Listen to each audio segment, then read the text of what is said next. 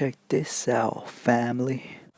What is still true is that there's still kind of a reptilian side of our brain, right? That part of our brain that if somebody looks different or sounds different, that there's a part of us that is cautious. There's still kind of a reptilian side of our brain.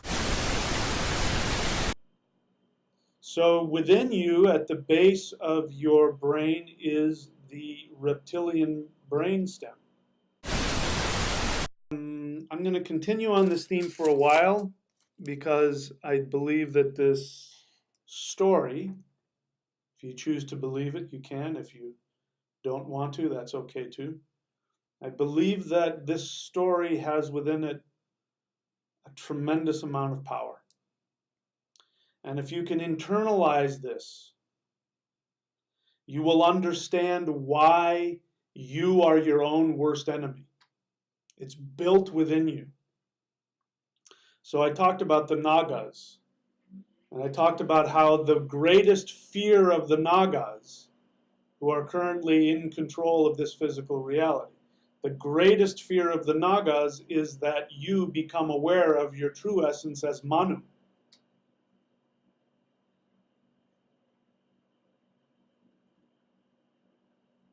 If I play around with the syllables of those two words, Naga, it would mean literally no go. So a Naga would be the energy of restriction that prevents movement, prevents evolution. Manu is the ancient word for human beings. That's why we get the word, where we get the word man from. It's been corrupted, and I would say this was part of the conspiracy of the Nagas to take away the power of language. But the Indo-European people, if you go back, regardless of where they come from, if you go back far enough in time, they will refer to themselves as Manu, which means mind. And we know what the mind is. The word for mind is the same word for human being. The word for mind is man.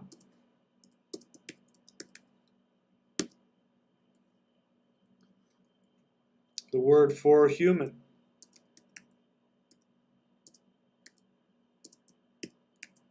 is man. The word for moon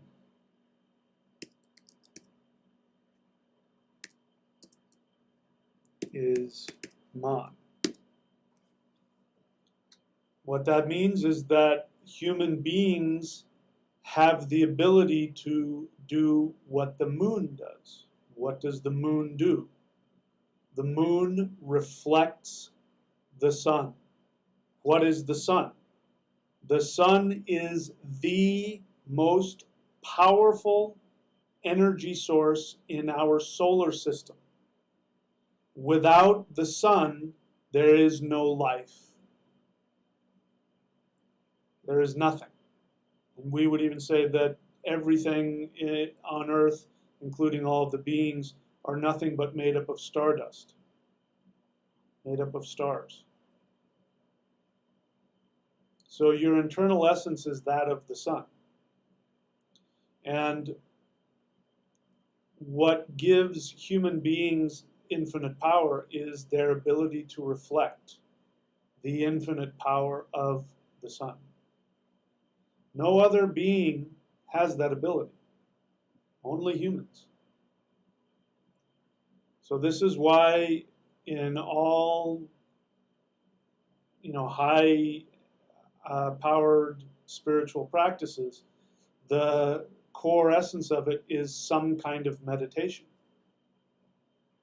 Because without that ability, you cannot reflect the spirit. And if you don't reflect the spirit, you are nothing more than your physical flesh and your physical based desires, which is what the Nagas want. So within you, at the base of your brain, is the reptilian brainstem. Everything in your reptilian brainstem is here to do two things. One, on the physical level, it is here to help you procreate physically and protect yourself from danger. That's all it really is there to do. Our instincts of fight or flight comes from that. We have, besides fight or flight, there's also tend and befriend, which is interesting because, as you know, I work very hard to attack codependency, specifically people pleasing. I'm ruthless with people pleasers because people pleasers are as destructive as those who are trapped in the fight or flight. They're just doing it in a different way. There's also very self-destructive. So this is how the Nagas control us. And in that place of fear, which is where fear comes from, the reptilian brainstem. Now, it's necessary on a physical level, don't get me wrong. If you wipe out all fear, then nothing's going to stop you from walking in front of a bus. So we have to have some in order to stay physically alive. But what the Nagas do is use that fear to keep you feeling trapped.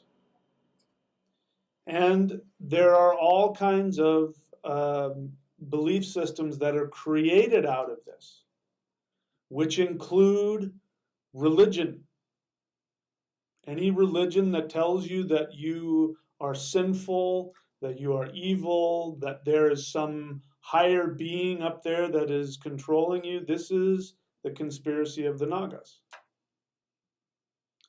Jehovah is a conspiracy of the Nagas because Jehovah means I am that I am. Thou shalt have no other gods before me.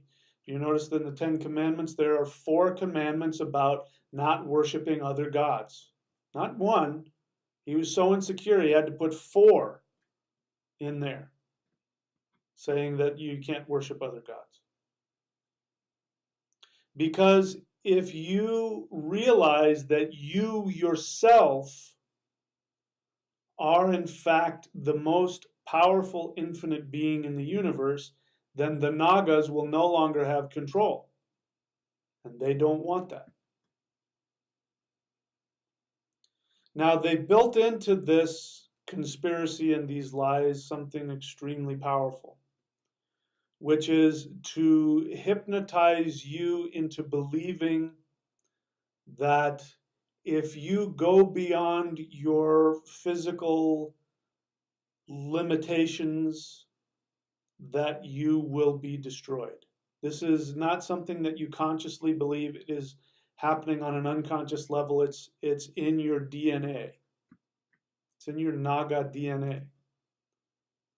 To keep you from the awareness of knowing your infinite power. And the ultimate form of your infinite power is being able to simply intend reality, like my current favorite picture here.